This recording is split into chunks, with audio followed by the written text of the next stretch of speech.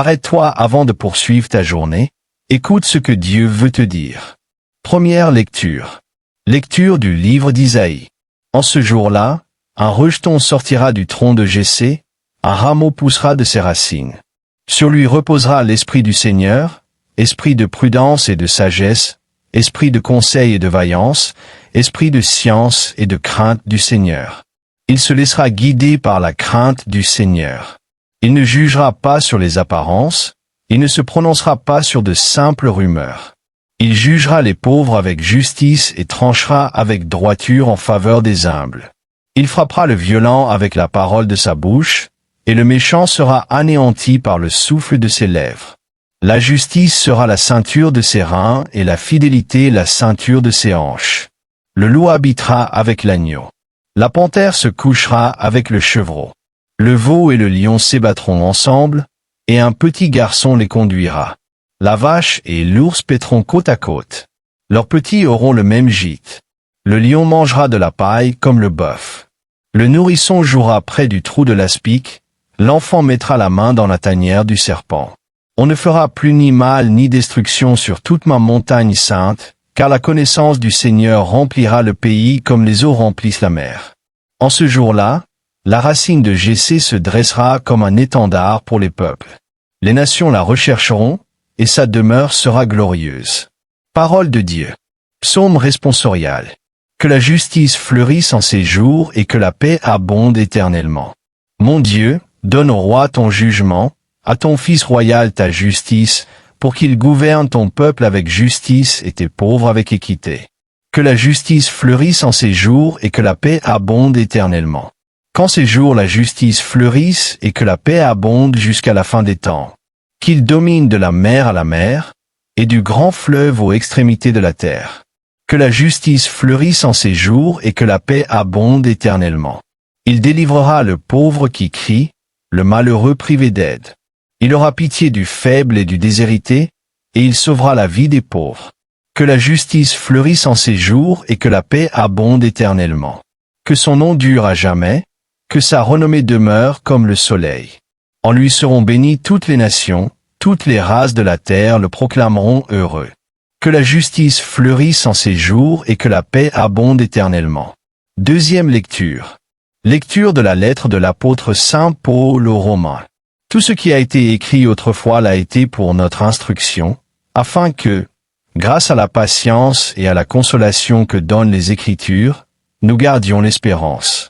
Que le Dieu de la patience et de la consolation vous accorde d'être pleinement d'accord les uns avec les autres selon Jésus-Christ, pour que d'une seule voix vous rendiez gloire à Dieu, le Père de notre Seigneur Jésus-Christ. Accueillez-vous donc les uns les autres, comme le Christ vous a accueillis, pour la gloire de Dieu.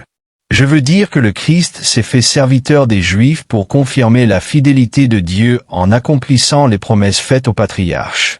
Mais il accueille aussi les païens pour qu'ils glorifient Dieu à cause de sa miséricorde. Comme le dit l'Écriture. Je te louerai au milieu des nations et je chanterai ton nom. Parole de Dieu. Évangile. Lecture du Saint Évangile selon saint Matthieu. En ce temps-là, Jean-Baptiste se présenta dans le désert de Judée en proclamant « Convertissez-vous, car le royaume des cieux est tout proche. » C'est lui dont le prophète Isaïe avait parlé. Une voix crie dans le désert, « Préparez le chemin du Seigneur, aplanissez sa route. » Jean portait un vêtement de poil de chameau et une ceinture de cuir autour des reins.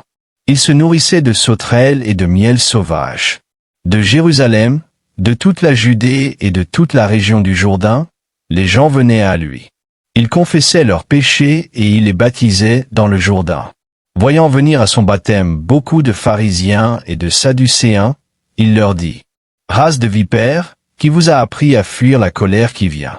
Produisez donc un fruit digne de la conversion et ne vous imaginez pas pouvoir dire, « Nous avons Abraham pour père. » Car je vous le dis, Dieu peut, de ces pierres, faire surgir des enfants à Abraham. Déjà la hache se trouve à la racine des arbres. Tout arbre qui ne produit pas de bons fruits sera coupé et jeté au feu. Moi, je vous baptise dans l'eau, en vue de la conversion. Mais celui qui vient après moi est plus puissant que moi, et je ne suis pas digne de lui enlever les sandales. Lui vous baptisera dans l'Esprit Saint et le feu. Il tient en main la pelle à vanner, il nettoiera son aire, recueillera son grain dans le grenier et brûlera la paille dans un feu qui ne s'éteint pas. Parole du Seigneur. Gloire à toi, Seigneur Jésus. Si tu es arrivé jusqu'ici, laisse un like ou écris dans les commentaires, Jésus, pardonne mes péchés. Chers frères ou chères sœurs, approchons-nous avec le cœur ouvert de la scène que ce passage nous présente. Ce n'est pas une scène ordinaire.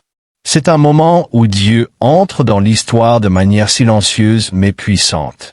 Le décor est le désert, un lieu qui, pour beaucoup, évoque la solitude, l'abandon, la sécheresse, le vide. Mais dans l'Écriture, le désert est aussi un lieu de rencontre, de purification, de vérité dépouillée, de dialogue profond entre Dieu et l'âme humaine. Dans le désert, il n'y a ni distraction ni masque. C'est là, dans cet espace rude et dépouillé, que Dieu fait entendre une voix qui secoue les consciences, la voix de Jean-Baptiste. Jean n'arrive pas couvert d'or ni auréolé d'honneur. Il n'appartient pas aux élites religieuses ou politiques. Sa nourriture est simple, son vêtement austère, sa vie exigeante. Mais il a quelque chose qu'aucun pouvoir humain ne peut donner, une autorité qui vient de Dieu. Sa parole n'est pas une opinion. C'est un feu qui brûle l'indifférence, une épée qui tranche l'hypocrisie, une lumière qui révèle ce qui est caché. Son message est clair. Convertissez-vous, car le royaume des cieux est proche. Ce n'est pas un conseil aimable, c'est un appel urgent. La conversion qu'il prêche est profonde, radicale. Elle ne consiste pas seulement à abandonner certains actes visibles, mais à laisser Dieu transformer le cœur, guérir les racines du péché. Se convertir, c'est changer de direction, reconnaître que nous marchions sur des chemins erronés, guidés par l'orgueil, l'égoïsme, la suffisance, l'attachement au péché, la paresse spirituelle, l'indifférence envers Dieu et envers les autres. C'est admettre que nous avons besoin de Dieu.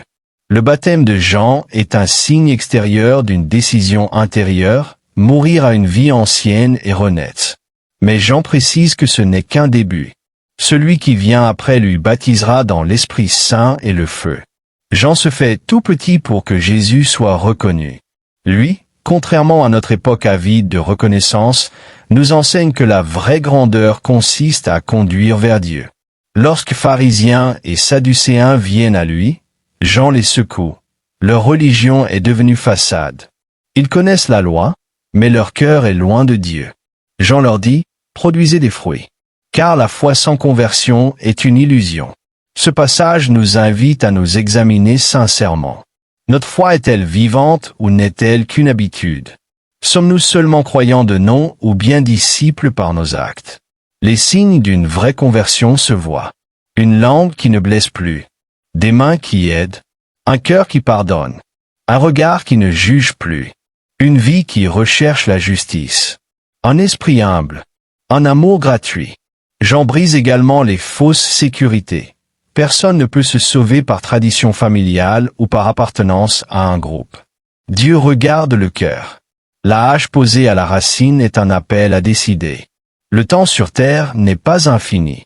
Le moment d'ouvrir son cœur, c'est maintenant. Le moment de revenir à Dieu, c'est aujourd'hui. L'image du vannage nous montre que chacun porte en lui du grain et de la paille. Dieu ne veut pas nous détruire, mais nous purifier. Le feu évoqué par Jean est un feu d'amour qui brûle l'impureté pour libérer et renouveler. Ce récit nous invite à entrer dans notre propre désert intérieur, ce lieu où nous faisons face à notre vérité. Beaucoup fuient le silence, car dans le silence, Dieu parle.